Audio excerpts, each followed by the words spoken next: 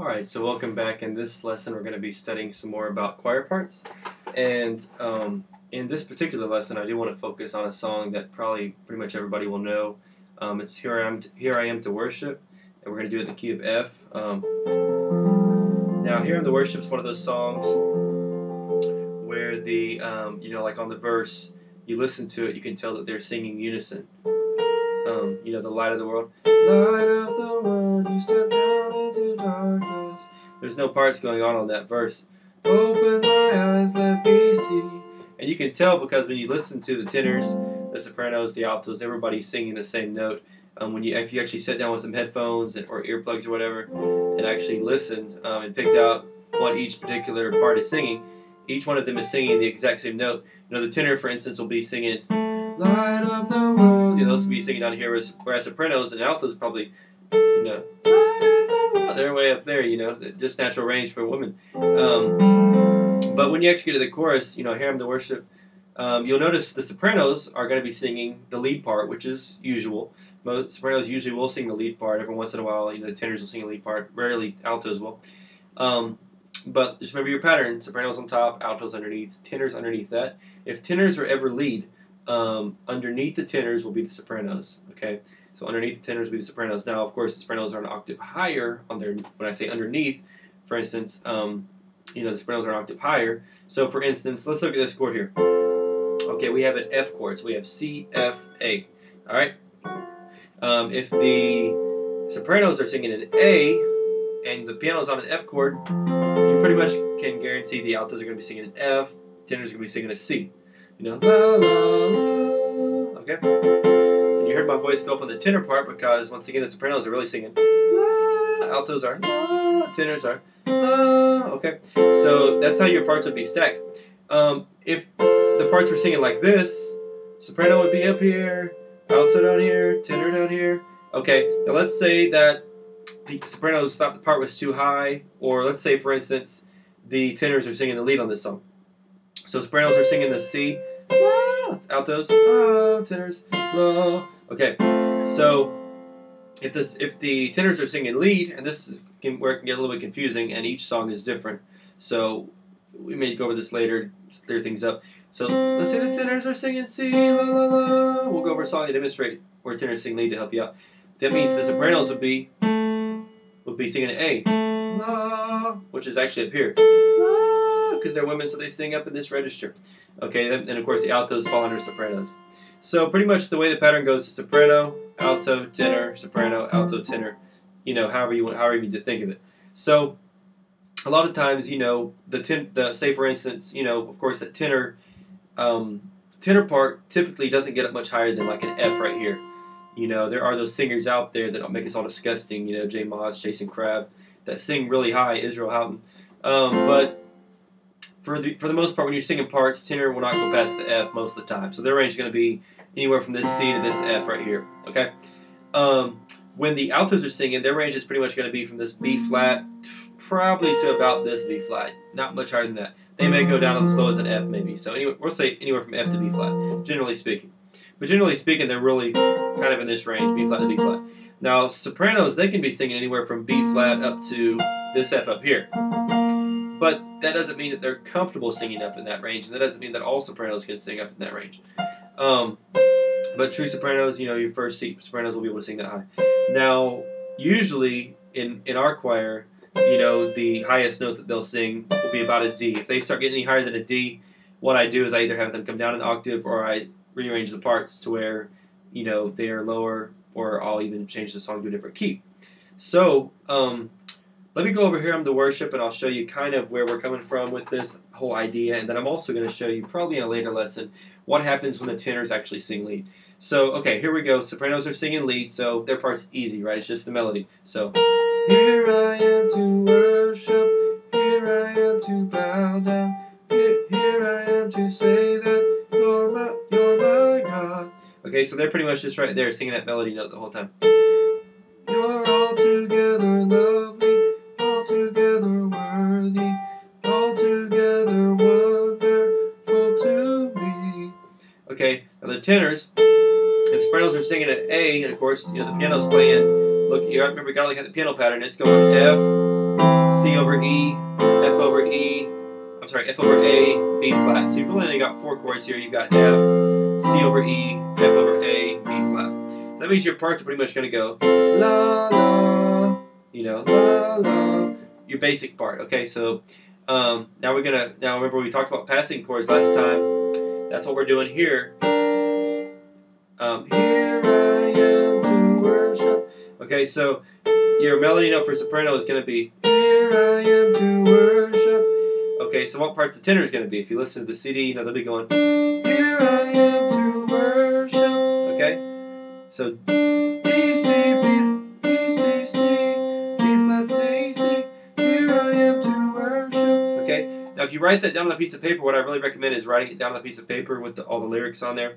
So with the note for each part over each syllable. So over the word here, you'd write a B flat for sopranos.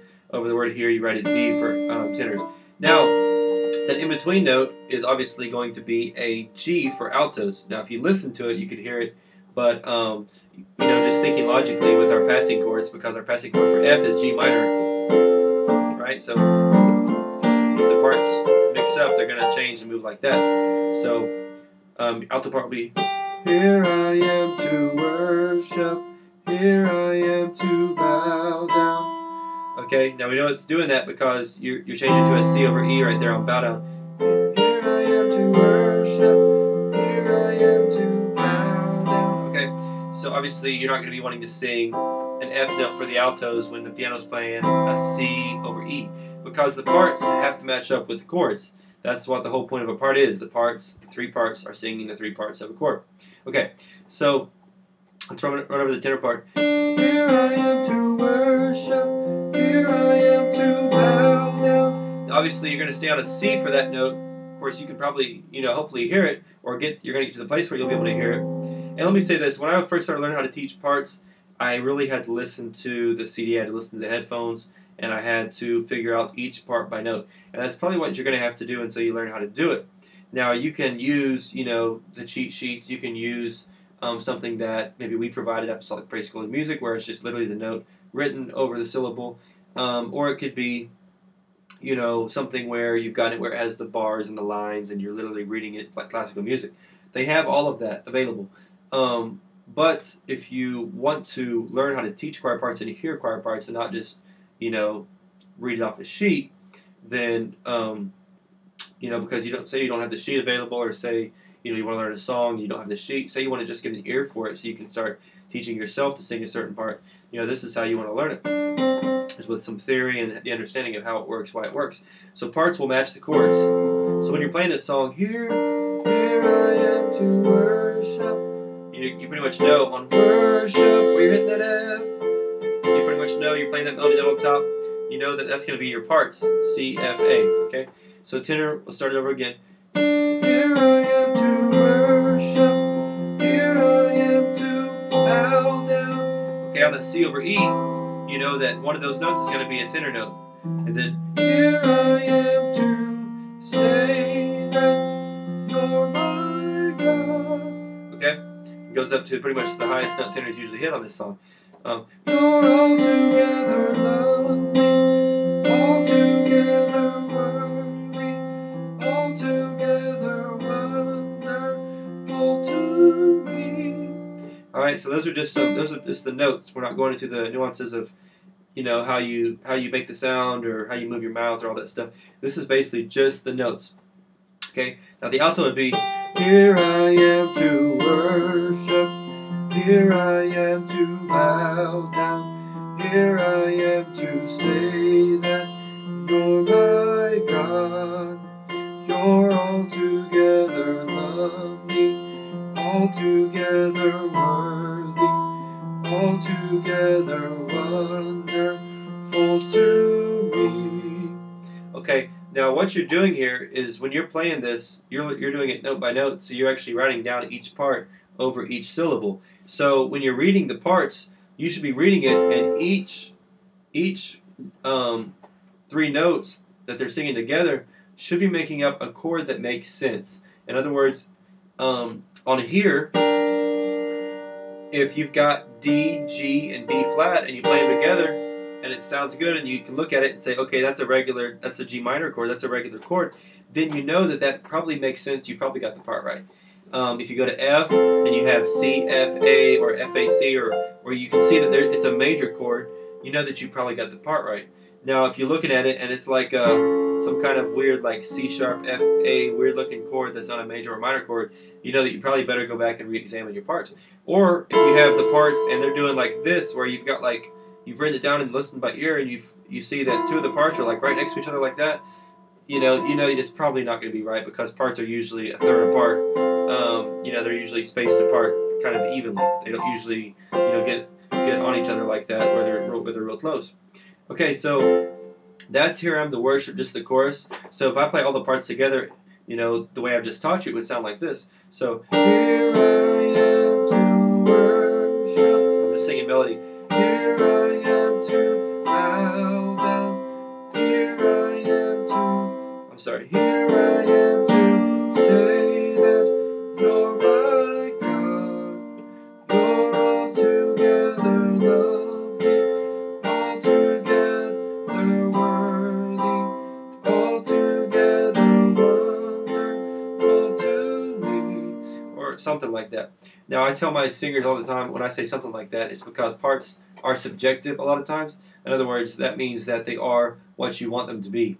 In other words, they are, as long as they sound good when they're singing together, and as long as they match with the piano, that's fine. Alto is probably the most subjective part, because it can be saying so many different ways. You, of course, just want to make sure that everybody's singing the same part, the same way, but even if they're not, sometimes it still sounds fine.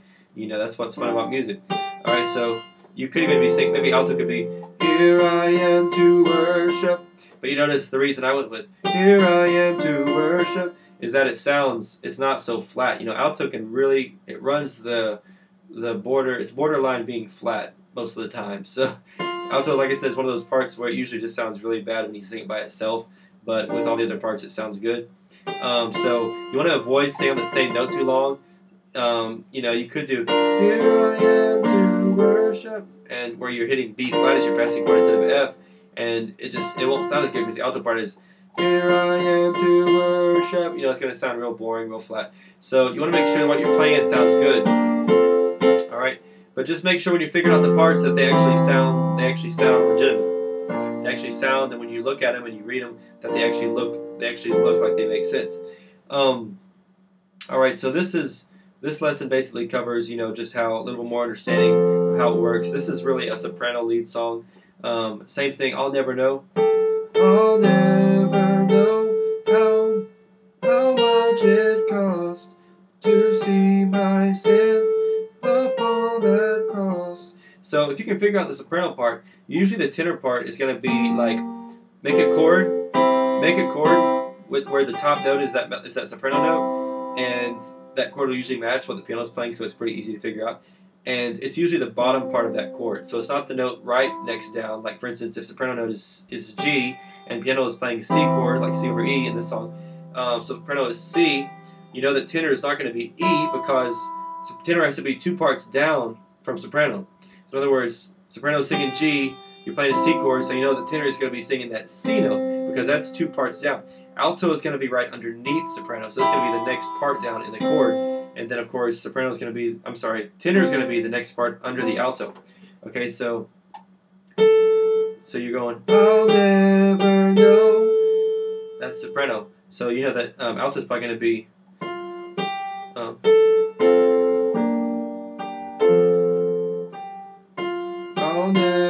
I'll never know, right? Because soprano is starting off with an A, so I'll never know. I think about myself there for a minute, but it's, I'll never know. Okay, I'll never know. And then tenor would be, when you play the chords, you notice you're doing F. I'll never know. So tenor is just staying the same. I'll never know. I'll never know. On that part, they're just singing the same part the whole time.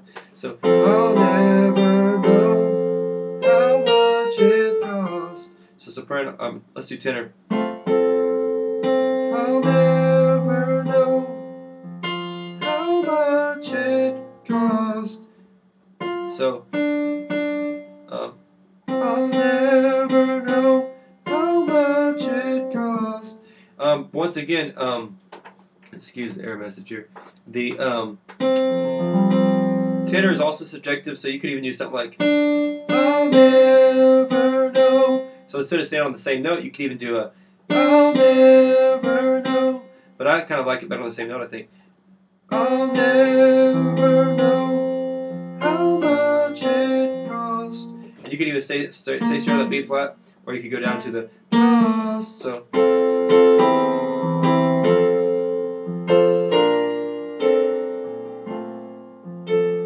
It really depends on what you want to do, and that's why I say parts are very subjective. They really are what you want to make them. But if you want to be exact, the best way to do it, and this is how I pick up my parts, is listen to the CD, listen to the song, listen with your earplugs on, your headphones on, whatever, and listen and make sure that you're actually playing what the singers are singing. That's really the best way. So, for instance, if you think you've got the melody down, you think you've got the alto part down, or the tenor or the soprano part down, take the CD, put your headphones on, play the notes that you just wrote down, and play it with the CD to see if it truly and really sounds good. If it truly sounds good, great, you've got the part. If it doesn't sound good, it doesn't go with what they're playing, you don't have it. And even if you have no knowledge of piano, if you don't even want to back yourself up by making sure you're playing the right parts, by having that chord knowledge, you can really, a lot of times, and I have a friend in particular that I think of right now that does that. He doesn't know how to play the piano. He doesn't know much about piano. Probably doesn't know much of anything about piano, as far as I know. But he can listen. He can figure out the parts just because he's listened and been in church and listened to music a lot. So if you don't know a ton about the piano, it's not necessarily a prerequisite to knowing how to teach parts and being able to hear parts. You can hear them without having all the knowledge, but it's nice to have the knowledge base to back it up, to confirm that, hey, I've got this, it's right, and also to confirm, like say you're playing and you need to just tell somebody what their part is on the spot in choir practice, you can just do that right then and there, because you can say, okay, well, I'm playing this part, and this is what the music's doing, so I know that you're probably singing this. You can sit down at the piano and just teach her to figure it out. All right, so that's Here I'm the Worship. We're probably going to teach you one or two more songs in the next few lessons that actually have to do with the soprano being the lead, because most songs are like that. But of course, we're going to take a few songs where the tenor are the lead and teach you what to do and how to work if the tenor is the lead in a song. So, all right, that's it. Feel free to call me back, or call me or email me if you have any questions about this lesson. And God bless. We'll see you back here for your next one.